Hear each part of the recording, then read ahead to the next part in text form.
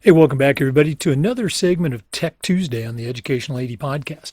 We're going to be right back with this week's tech guest, but first, we're going to give a shout out to our sponsors. Now, these are all companies I used as an AD. They're great companies. You should have them on your team. So take 3 minutes, listen to our shout outs, then listen to our Tech Tuesday guest, and then go and visit these sponsors because you're going to be glad you did. Here we go. We want to say thanks to our friends at Sideline Interactive, indoor score tables and video boards. Go to sidelineinteractive.com and you can schedule a live web demo to see their products in action. You've heard me say before, probably one of the best purchases I ever made was our Sideline Interactive indoor score table. Go to sidelineinteractive.com. Schedule that live web demo today. We also want to say thanks to Huddle. As a football coach, I used Huddle for years. As an AD, I made sure that our school was a Huddle school. Go to huddle.com, join the millions of users, and turn your school into a Huddle school. It's huddle.com. We want to say thank you to Hometown. Hometown continues to be a leader in education-based athletics with their suite of solutions that includes things like, digital ticketing, of course, but how about athletic website construction, fee-free fundraising? Whether you're an AD, a principal, even a head coach, Hometown's going to show you how to save time, how to raise more money, and how to bring your entire community together. You'll find it all at hometown.com. And don't forget to mention the Educational AD Podcast. We want to say thanks to Booster Hub, the #1 booster club software program. Concession sales, sponsorship fees, all communication, everything goes through their secure system. Volunteer signups, volunteer changes. You know it's going to happen.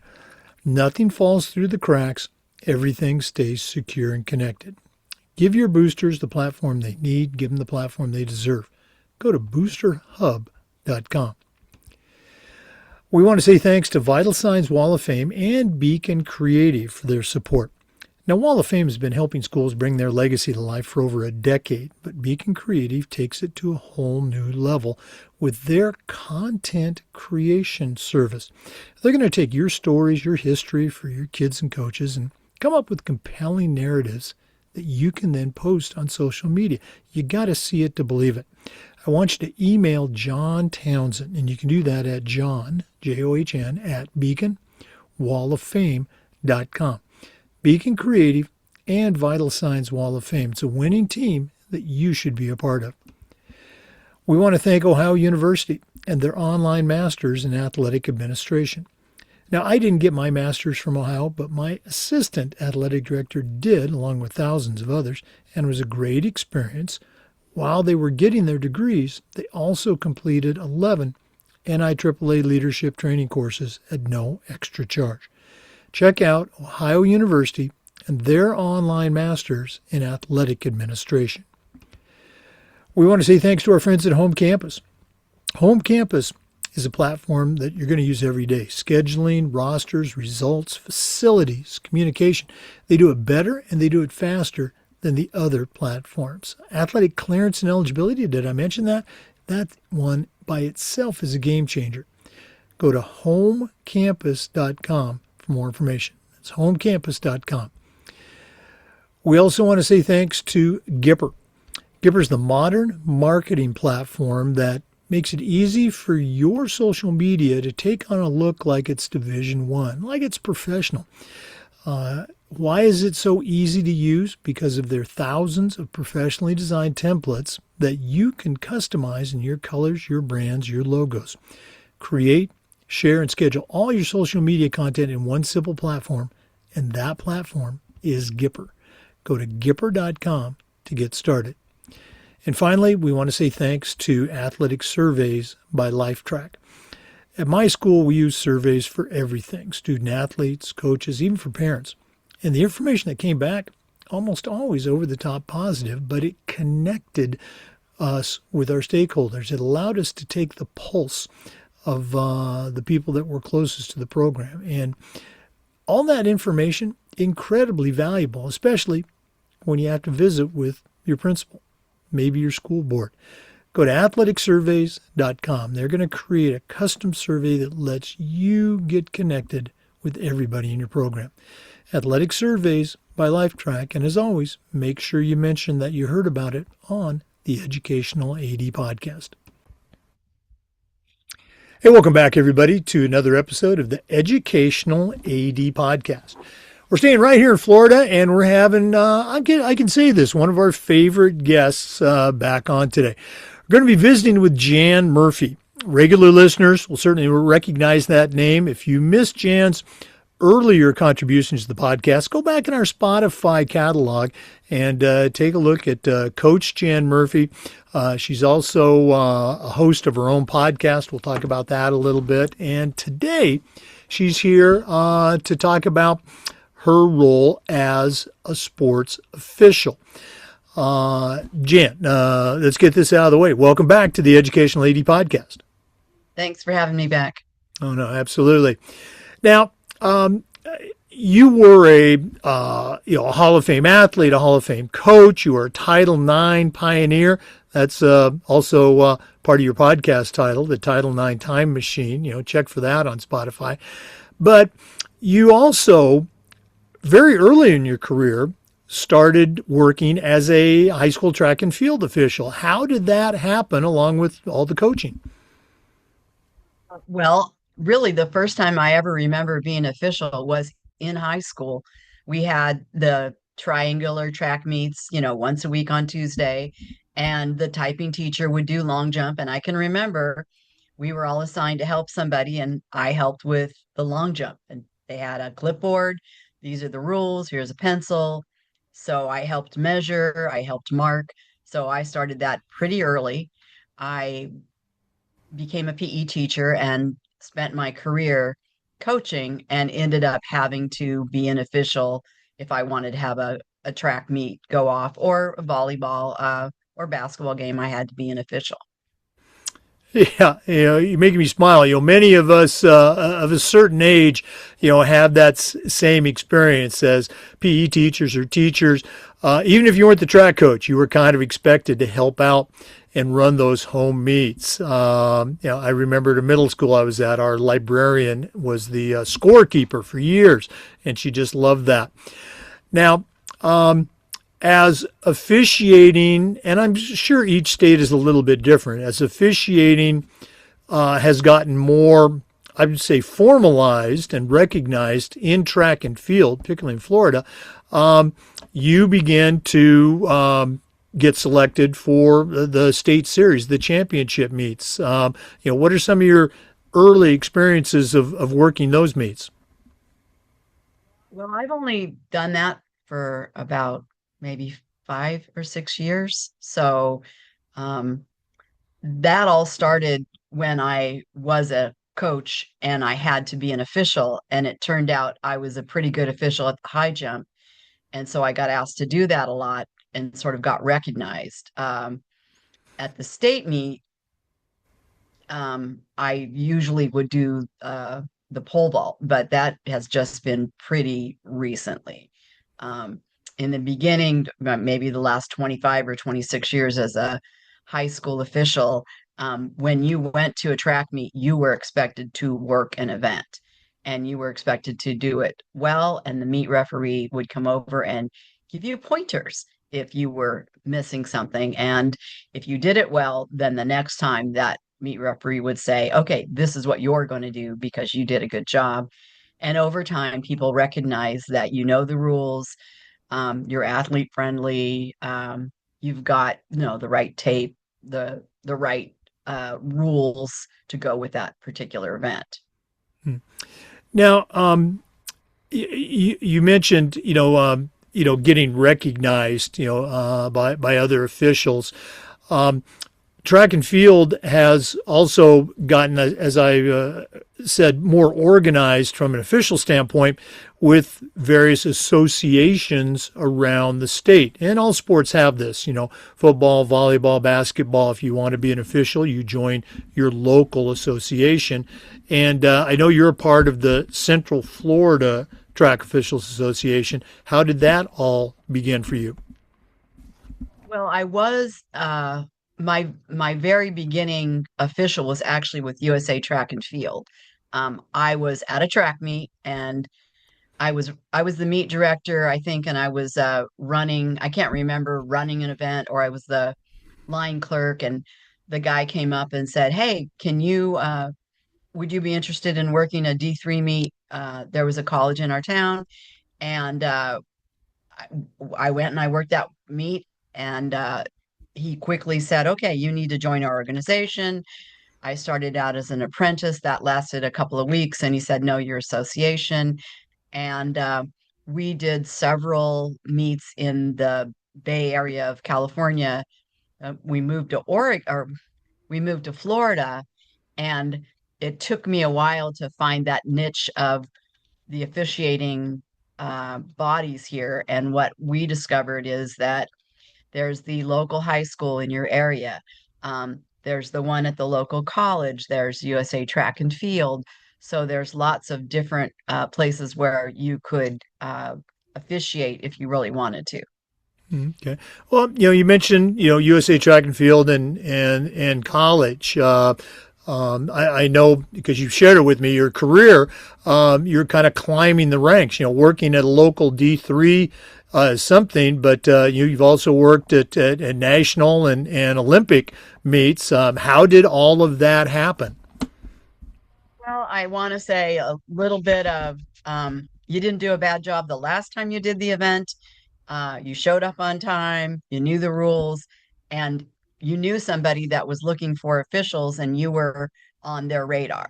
And so, for a lot of new officials, getting on someone's radar, if you want to be at a prestigious college meet, they don't just choose you, they need to know who you are. And so, that kind of helps if you develop a reputation. um, and you do have to, you know, pay the price of doing things you don't want to do until eventually you get selected to do what you'd like to do. Now, high school and college, obviously two different levels of competition. Um, how how does someone get involved? Let's say they want to be a high school official. How does that start? Well, I work with lots of people who ask me, how can I be a high school official? So there's a process that you go through. You have to sign up for your organization. You got to pay. You got to have a uniform. You got to take the test. Um, but then you also have to get experience. I'm part of the Central Florida Track Officials Group, and I actually help mentor people who want to be track officials. Um, they don't realize there's a lot to be a track official. It's not like being a basketball official where there's one rule book and this is how you do it and the season's this long.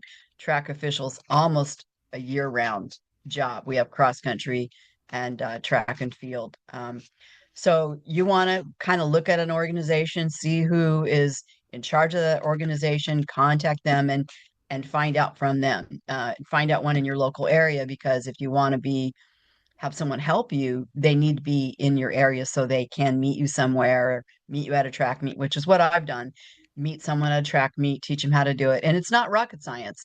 It's just paying attention to what is involved in doing that properly. Now, for someone who wants to work at the high school level, and again, we're in Florida, and each state might be a little bit different, but do they have to register with the state? Is it just their local association? How does all that work? Well, I want to say for all sports in high school, the FHSAA is our governing body. You have to belong to them. You have to, so there's a cost for that. You have to take the test. There's a cost for that. You have to join an organization that has training so that the state level knows that you're getting trained. You just didn't decide, hey, one day I want to be an official. Um, and then you have to follow through with all that. We also are required to have in Florida, we call them a Jenny Lunsford badge, but a badge that basically says that you've been background checked, and the FBI has not found any reason for you not to be an official. Okay. Now, for somebody who might want to also, or instead of high school, go the collegiate route and work at the college meets around the state or around the country, what are the steps to do that? That is kind of a who you know. And what I have discovered is if somebody asks me, how can I be a college official? For me, it's a little bit subjective. I might tell somebody, you need to get better at this or you need to get better at that. But if it's somebody I feel like, oh, I think they would make a great official, I'll introduce them to an official coordinator. So the ACC has an official coordinator, the SEC has an official coordinator. The colleges in my area, if you know the person who is running the meet, you can contact them and ask them, how can I be an official? And if you're just starting out, just go volunteer because you'll see how it's run. You'll see what you like to do. Um, you might not mind raking the sand pit in the long jump, but you might rather do shot or something else that you're more interested in. Now, is there a certification process? You mentioned, USA Track and Field and NCAA. Are those the same? Are they different? Well, just the last 2 years, the NC2A has had a test saying if you want to be considered for their championship, you need to take the test. But prior to that, it's really kind of uh, who you know, somebody that has seen that you know what you're doing, you get along well with others. Um, if you wanted to be, the head official for that group and you didn't get selected, that you work well with the person that did get selected, you help them. So they just kind of see your general demeanor in how you operate. And then they'll let you know. If you want to do something, they'll let you know. And you can ask, you meet a lot of people at a track meet, and you can um, sit down with them and say, hey, how did you get to do Penn relays? Or how did you get to do Drake relays or Texas relays? I recently just did the Florida relays, and that's kind of what I did. I asked somebody, how do I get on that list? And they go, oh, I know you. I know the guy who is getting those officials together. I'll pass your name along. That's kind of a way that it works. Now, again, we've mentioned USA Track and Field several times. They have all different levels of competition, youth, the age group up through high school, the U20s, open events, masters, etc. Is that a separate certification? USA Track and Field works on the Olympiad every 4 years. You have to I'll call it a test, but it's really a review of the rules. Oftentimes, we'll do it on a Zoom and we talk about each rule and we go through all the questions, why this is right.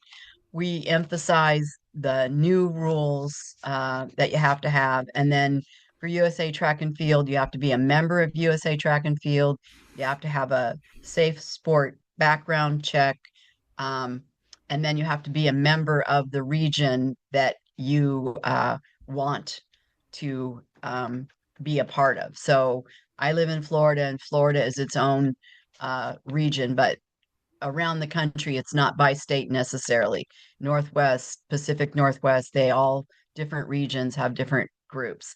And you can go on USA Track and Field, you can put in your address, and they'll tell you who you should contact. And that person in Florida, that person would send you a list. This is what you need to do. And when you've done it, then you let that person know and they help push your application along. So I've been a USA Track and Field official, I think, since about 2015, um, and gone through that process a couple of times. So, and you can rank up after you've done some meets and you've got enough experience. You can rank up to the next level where you would be selected to be a head official or selected to be at a master's meet, the Olympics. NC2A Division One looks at USA Track and Field certification when they're looking at people to do events as well. Now, talking about that, you mentioned earlier that you had progressed through different levels of USA Track and Field. And again, I officiate track and field too, so I know a little bit about this. But I'm a national official. Okay, but you're a master official. How did you get that, and what does that actually mean that you're a master official? Because it's one of the hardest certifications to get. Well, basically in USA Track and Field, you have to work a certain number of meets. You've got to take the test. You have to get two. I think two or three people to recommend you. They've seen you work, they know your work ethic, and they're willing to say that she would be good at that. And USA Track and Field has really um, tightened up who they want to be a master official, uh, so that it is much harder than it used to be. And, since you become a master official, you mentioned you worked the Pepsi relays. I know you've done the NC2As before, Olympic qualifiers. Where I'm getting lost here. Share, if you will, putting you on the spot, an instance as an official where, I mean, most of the times, the kids, the athletes, they run, they jump, they throw, and everything's fine. But all of a sudden, there's an event where you have to apply a rule and adjudicate a situation. Can you share one of those events with our listeners that you've experienced as an official? I think the most common one is when there's a tie, and then depending on the meet, uh, sometimes they only want to break a first place tie, but sometimes number four is moving on, and so you have to break a fourth place tie. And the the rules change every year. And what I notice is that the coach that I'm talking to is referencing a rule from 3 years ago, and I'll tell him the new rule. I'll pull out the book, I'll read it to him, and he'll interpret it differently than I'll interpret it. And I'll say, well, I've been using this rule. This is not my first meet that I've used this rule, in a vertical jump. This is what happens. And I'll tell them the rule. They'll all argue with me, but the bottom line is I'm the official and I'm going to rule on that. Now, I will probably call over a meet referee, explain to the meet referee what's going on. Assuming I'm right, the meet referee is going to back me and let the coach and the athlete know that there are no further actions that they can take at this time. Yeah, that makes sense. I can see that happening. Again, we could go on and on with going into the rule book, but if one of our listeners wanted to get started with officiating, maybe high school, maybe college, maybe USA Track and Field, and they wanted to reach out and connect with you, pick your brain a little bit more, what's the best way that our listeners can connect with Jan Murphy? Well, send me an email. My email is janpmurphy@gmail.com. And I'm happy to share with you what you need to do, period. Oh, sorry. um, and I one thing I'd like to say something that's not part of this. Is that okay? Sure. So what I noticed, so track and field in Florida for high school typically starts in January and ends in June. And in our organization, I literally have somebody join our organization every week and want to do a track meet. You need to look at the season and pay attention to, we join those things in the summertime to do them the following year. You can't really become an official in the middle of the season. And part of the reason is all the officiating assignments have already been put out there, so you won't get an assignment. But there's a testing window, and you have to take the test in the window to be an official. So in Florida, we have really encouraged coaches and stuff to become officials, and they'll just do it like I had one do it yesterday. And I'm thinking, well, we have the regional meet this weekend and the state meet the next weekend. We're done. So they wasted their money because the new year starts in July and they're going to have to pay again. So I would just really caution people to kind of think about that process, maybe get some help before you pay the money and jump into the flow there. Yeah, timing is certainly an important factor. So again, that email, janpmurphy@gmail.com. Jan, thanks for all that you do for our athletes, as a coach, as a leader, as an official. Also, for our listeners, remember the Title IX Time Machine. That's on Spotify. If you have your own story about your Title IX experience and you'd like to share, reach out to Jan. She'll have you on an upcoming segment. So, Jan, thanks again for coming on and sharing your wisdom with us. Thanks for having me again. And again, if you want to be an official, please reach out and let me know. For our listeners, we want to let you know that we appreciate you tuning in. And just a reminder that we upload the Zoom recordings of every interview to the Educational AD Podcast YouTube channel. We do this just about every day. We try to share stories and best practices from the world of athletics. So please come back and join us again on the next episode of the Educational AD Podcast. We'll see you next time. Hey, before we go, of course, we want to give our sponsors one more quick shout out. Let's say thanks to Booster Hub, the #1 Booster Club software package. Go to boosterhub.com. I want to say thank you to Home Campus. It's a platform that you're going to use every single day. Go to homecampus.com for more information. Sideline Interactive, indoor score tables and video boards. Go to sidelineinteractive.com. Athletic surveys. If you want to take the pulse of your parents, your coaches, your student athletes, go to athleticsurveys.com. Hometown, fundraising, athletic website construction, you name it. The Hometown platform is something you should have working for you. Go to hometown.com to get started. Ohio University and their online masters in athletic administration. Check out Ohio University. Huddle, I used it as a football coach, as an athletic director. We were a Huddle school. Go to huddle.com to get started. Gipper, turn your school's social media presence into a D1, turn it into a professional looking platform. Go to gipper.com, find out all the ways that they can help you. And finally, Beacon Creative and Vital Signs Wall of Fame. Check out what the Beacon Creative content creation platform can do, and Vital Signs Wall of Fame. Thanks again for listening. We'll see you next time on the Educational AD Podcast.